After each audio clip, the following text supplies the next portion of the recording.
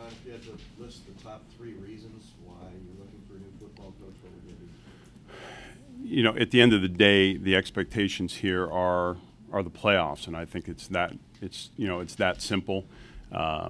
You know, we've continuously talked about it, and you know, and obviously Eric understood those expectations, and our kids understand those expectations. You know, and we just weren't able to, you know, to turn the corner. You know, we got dangerously close year after year, it felt like, but that would be the reason. Ron, when did you ultimately come to the decision that Eric would not be the coach? Yeah, ultimately probably at some point last night. You know, it was a very difficult decision. We had you know, a lot of discussion about it because you clearly felt like, you know, our program was heading in the right direction, and you know, we were very, very close. The question is, you know, were we able to, you know, to turn that bend and get it going and get into the postseason? How much consideration did you give to keeping Coach Wolford another season and giving it one more go with it? A lot. There was a lot of consideration for it because I think we all respect the job and how hard he worked at it, and what a great job his staff did. It, you know, but at the end of the day, we were just coming up short, and I can't put my finger on why, but you know, at the end of the day, we needed to get in the postseason. Ron, was this your decision? Was this President Tressel's decision, or was this in collaboration of both of you? It was my decision. How much, I know the playoff thing is a big thing, but how much is the fact that the passion for the program in terms of filled seats on Saturdays a factor? Yeah, and that's a whole nother interesting topic. You know, we have this community has been very gracious to our athletics department, corporate sponsorship wise, you know, season ticket wise, Penguin Club membership wise. I mean, we're almost at all-time highs in all those categories. But I agree that, you know, our attendance at some of those games weren't close to what, you know, we would expect here. But I think you can see those attendance figures across the country are falling that way too, and there's a variety of reasons for that. Why do you think that he just couldn't get over the hump? Yeah, you know, I talked to him maybe in a total of 3 or 4 hours over the last couple of days. You know, we've talked about it at the end of every football season. You know, talked to all the assistants today. You just can't put a finger on why, and that's the frustrating part, to know really how close. And then you start thinking back of all those plays and different things. If they would have just went the other way, you know, things would have been much different.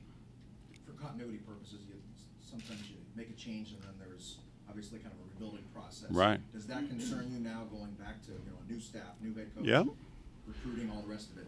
You know, I think change is always a challenge. You know, I think, you know, typically you maybe take a little step back, and you know, and that was part of, you know, the decision process. We feel like we have a pretty talented team, and that, you know, that Eric and his staff have brought together.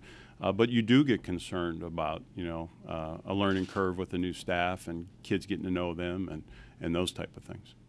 How did the players react today when you talked to them? They took it hard, you know, and I, you know, I was aware of that before the decision was made, that, you know, our kids love playing for Eric, and they love playing for their assistant coaches.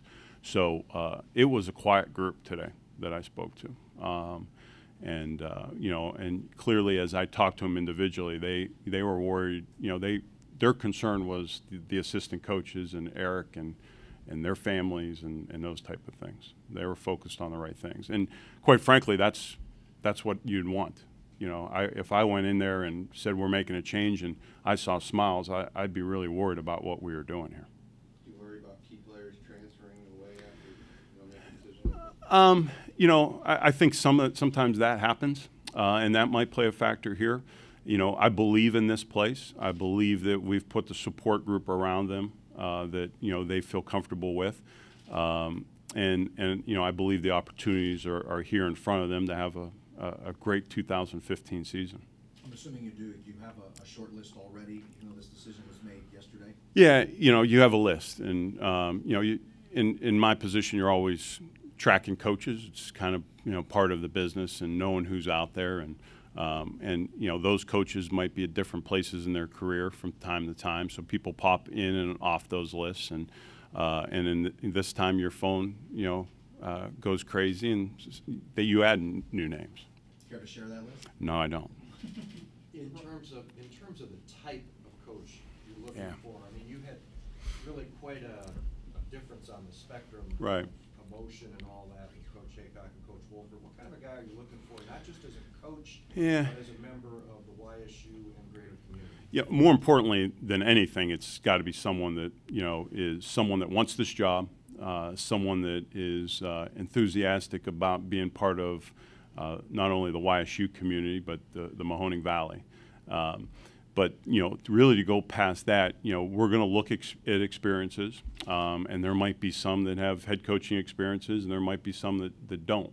And we're going to have to weigh those different things and figure out which is the best fit for you know, our program. How much of an influence will President Tressel have on this search?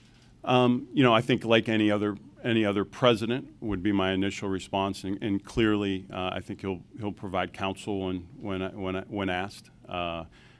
He obviously has a university to run and more important things to be doing, and you know, and I'm sure he'll continue to do that and be there if you know, if the need arises. Ron, this is the second time you're going to look for a head coach. Are you going to do anything differently this time around than the first time? You know, probably not. You know, I think you know, I think we've done a lot of research, you know, going up into it. You know, we will call upon all of our friends and any assets we have out there to make sure that, you know, we uncover any coaches and any other issues that might arise. But, you know, I felt good about the process last time. I thought we had a good final candidate pool, and clearly that feels like it's the way it's going right now. How important, not with all due respect to Eric, but how important is it to get this one right? Well, yeah, I mean, it's always important. And, you know, sometimes when you hire coaches, you're not quite certain of, you know, what exactly the outcome's going to be. So, you know, based upon experiences and different things, you try to find the coach that has the right fit that can be successful here. Sometimes coaches can be successful in different circumstances, and you try to find those characteristics that, you know, you feel good about their fit in this program. Will you look at all levels? Division 1A, FCS level 2, 3? Yep, we'll look at all levels, and again, assistant coaches to head coaches, and everything's kind of on the table. Does head coaching experience, is that any more important considering Eric was an assistant? Yeah, I mean, you know, I don't know if it's any more or less important. I think just overall their general experiences and how they relate to what we have in front of us. What about any Youngstown, you know, ties or anything like that? Yeah, you know, last time we focused a lot on Youngstown ties, and obviously if we can find someone that has Youngstown ties, because I started this with, you know, this community and this university, you know, needs to be a place that person cares an awful lot about and is passionate about. I think we need to start there. I'm sorry, will any current assistants be considered for the position? No. Do you have a timetable? Is there a cutoff of when this is going to start affecting recruiting more than the next? Yeah, you know, I think the good part here, although you always have needs, you know, we're in pretty good shape talent-wise. You know, I mean, clearly we have some needs, but I don't think we're in a need to rush and hire the wrong coach just because we have to be concerned about recruiting. You know, and I think it would just depend on, you know, if the candidates we're interested in the most are interested in us. Do you think the team can compete in 2015 for the playoffs? Yeah, there's no question. You know, I met with the team probably about a half hour or an hour ago, and I told them that, you know, we need to figure out next year how to feed them Thanksgiving dinner here in Youngstown and not them going home. I know you mentioned, you know, Tressel has some more important things to do, obviously, as the president, but considering he's a friend and someone who's obviously had a lot of experience in the coaching background, you know, does it help to be able to look to him to ask, you know, is this guy someone you would consider or something we should consider? There's no question. I think he's an asset in that sense. You know, so you know, when we do finally get to a final pool of candidates, you know, he'll be someone that will be just another asset to say, hey, what do you know about this individual, or is there someone that maybe you can help contact so we can learn a little bit more. So. How many potential candidates will you interview or do you hope to talk to? I'm guessing, just upon past experience, probably 6 to 8. Ron, you said you had a lot of discussion during the decision-making process, a lot of discussion with the coach, trying to figure things out. Where is he? I mean, everybody wants to keep their job. Oh, no That's what they question. started. But where is he with this in terms of the program overall and, and his future as a coach? Yeah, again, he's never hid behind the fact that, the expectations here were the playoffs. And he wanted more than anything to continue what he had started, but understood, our decision.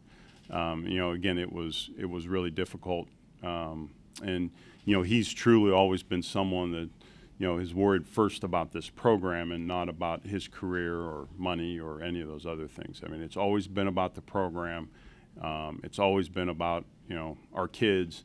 And I can assure you, it'll be difficult to find someone that's going to work harder than Eric Wolford did. Much has been made, of course, about he was under contract for next year and the buyout. Can you shed some light on that? There's a lot of things people are saying totally inaccurate. Yeah, the buyout in Eric's contract is $100,000, and there's a mitigation clause. Obviously, Eric's young and has a bright coaching future, and we expect Eric to be employed here shortly, and that mitigation clause to take effect, and you really us be able to split, go our separate ways without it costing either of us anything financially. Ron, with the status of the university financially, will this new coach be paid what Eric was paid, less, more, or is that? I don't expect any more resources to be invested in our football program. I think where we're at is at a competitive level, and I think we can find the right coach with the salaries that we have, and they can find the right assistants and accomplish the things that we want to accomplish.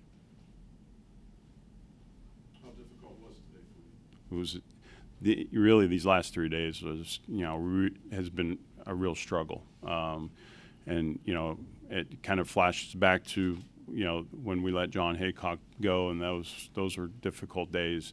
When you hire someone and you invest so much time and effort, and your staff invests so much time and effort in them succeeding, and how hard they work, and how much kids believed in them, it makes these decisions really, really difficult, and especially when you get to know their families and how that disrupts everything.